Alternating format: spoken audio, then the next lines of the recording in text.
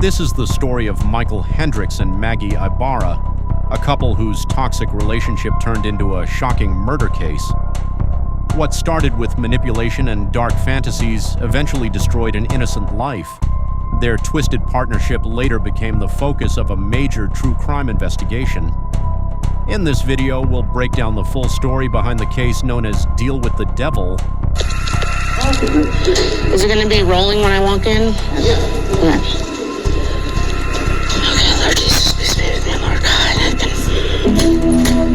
She was a 30-year-old escort in Kansas City with bills to pay. It was my only source of income. It was my only source of survival. He was a successful businessman with a family. It is tying up and it's strangulation. Family man by day, sex fiend by night. He called me a fallen angel that fell from heaven along with Satan. From behind prison walls, Maggie Ybarra talks for the first time. You called him Daddy Satan. I probably did. About her deal with a sadistic sugar daddy. I had a house, a car. He was providing those things. And in return, you entertained his satanic fantasies? Yeah.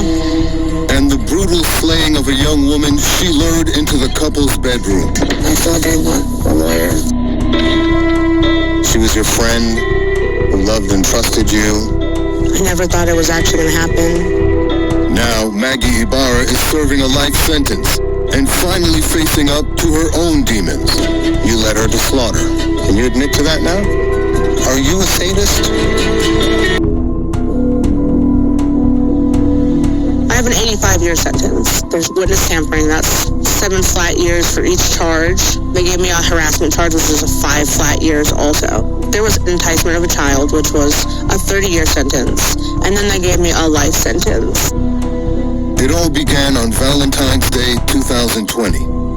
Local businessman Michael Hendricks' wife and kids were on vacation. He was on the internet, scoping out a certain escort.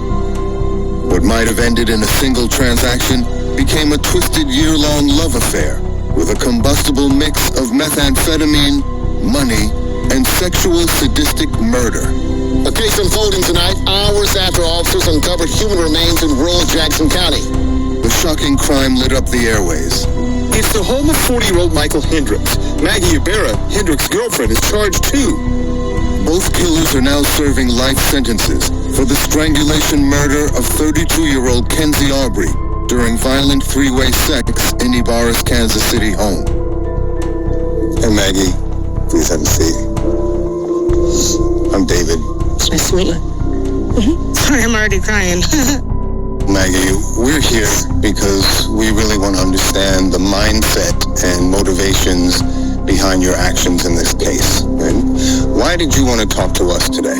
I kind of prayed about it, asked God to guide me, and I want to use this as a platform to be honest and to apologize, and also to bring awareness to the fact that this could happen to anyone. I've heard this line before. Convicted felon finds religion in jail and falls on the sword. I'm skeptical, of course, but I want to hear Maggie Ybarra out and find out why a young woman was murdered in her bed. I'm not going to sugarcoat anything, and neither should you. Everybody who's going to watch this is going to be trying to figure out what to think. Right? Is she being truthful or is she holding back? The whole situation itself is tense, so I understand. Yes. This killer's story began a world away a generation ago. I know that you had a very rough start in life. Yeah. Born in Hawaii, right, to a teenage mother who by her own account had issues. How do you think it shaped you? My parents were really good people, but they had addiction problems. By age 5, she'd suffered sexual abuse. By 13, she was living on the street. For money, she turned to sex work. For stress, she turned to crystal meth. I got hooked up with some pimps when I was 14, and I was forced to make money for them. You know, I was sleeping with people at that point to put a roof over my head, you know, on a daily basis. Which came first, the drugs or the sex work? Well, I mean, they both both kind of really just started hand in hand. They went together? Pretty much at the same time. By 15, she was pregnant. At 16, she was a teenage mother migrating from Hawaii to the mainland and settling in Kansas City, Missouri. Fast forward 2014 time frame, you were advertising on Backpage, escort services, right? Yes. Was sex work your main source of income? It was my only source of income. I see. It was my only source of survival. You meet a successful businessman named Michael Hendricks, right? Was that on skipthegames.com? Yes, it was. It was on Valentine's Day. How much did you know about him? Nothing. He was just a client. He contacted me and said, hey, I've been looking at your ad. My garage door will be open. Here's my address. And that's just the way that I lived my life at the time. Michael Hendricks owned a thriving IT company and a 3,000 square foot home with plenty of space for his wife and 3 children. He also had a helicopter hangar in his backyard so he could enjoy his favorite hobby. He posted videos about it on his YouTube channel. Hey, Internets. Tomorrow I'm going on a repositioning flight. But Hendricks had another interest too, a secret sexual fetish with violence and killing. Did you know he was married with kids? There's a huge picture on the wall in his house of his wife and his children and himself. Was he kind of living a double life, family man by day, sex fiend by night? Yeah, I guess you could say that. And it was more just he had demons that he kept hidden from everyone. The two made an unlikely couple and a kind of Faustian bargain. From the record, it sounds like it started out as an escort-client relationship. It did. But evolved more into, maybe you could call like a sugar daddy relationship. Transactional. Very transactional, yes. Did he entice you with his money? It just felt like I deserved to be able to come out with a foot on top. All that work that I put in my whole life, selling myself for nothing, I didn't want to stop until I had a house, a car, a way to be okay, a way to support myself. And so he was providing those things. His money paid for your apartment? Paid for my house. Bought you that Mini Cooper? Cooper, yeah. Right. Employed you? He did employ Sounds like me. in name only. Yeah. And in return, you entertained his sexual desires? Which were disgusting and horrible, yes. Sounds like he was a sexual sadist. Yeah. In fact, he wore those perversions on his sleeve, or actually on his back. On his back, Talk yes. about his tattoos on his back. They were scary. The first time I ever seen them, I knew something was wrong. And I didn't let myself accept that it was not going to be okay. In the center of his back, there was a demon. Took up his entire back, basically. He had angels that were performing sexual acts on each other. He had, the demon was strangling an angel with a chain. Strangling an angel? Holding it up in the air while the chain was choking it. Barbed wire. Was it obvious to you that he had some kind of fixation with violent sexual fantasy? It started to kind of become a little clear. And you yourself, did you find yourself in a position of indulging his dark satanic fantasies? As an escort, yeah.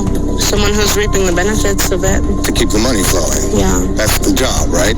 Of the escort. To make them seem, there's a saying that a lot of escorts say, and it's a trick knows that they're a trick, but they don't want to feel tricked. But Ibarra's twisted role was about to become a violent reality. Role-playing dark fantasies is one thing, right? Carrying them out in reality is another. Hendricks searches online, what is the quickest way to kill a person with your bare hands? Were you aware that he was doing research? Do you have a boyfriend or anything like that? 30-year-old escort Maggie Ybarra sits in a police station, a suspect in a terrible crime. Okay, what's his name? Michael Hendricks. Okay. Oh, your boss is your boyfriend? Yeah. Okay. Her boss and boyfriend is actually her sugar daddy, a man who pays her bills in exchange for sex, but not just any kind. Did you know he was searching violent porn? I was aware. Hendricks' internet searches reveal a dangerous fixation with violence and murder, and Maggie Ybarra knew his secret. He was searching terms like strangle, snuff porn, death, I was aware of murder. that. That was all clear to you. Yeah. But Michael's not the first person that I've encountered in my life that has been like this. It's not the first time that I've had to put my morals aside to do a job that I was forced to do, in my mind. You two shared love notes. Yeah. He's the archangel and you're the demon princess. Fallen angel. He called me Eloah, and she was a fallen angel that fell from heaven along with Satan. The angel Eloah, from a 200-year-old French poem, falls in love with Lucifer.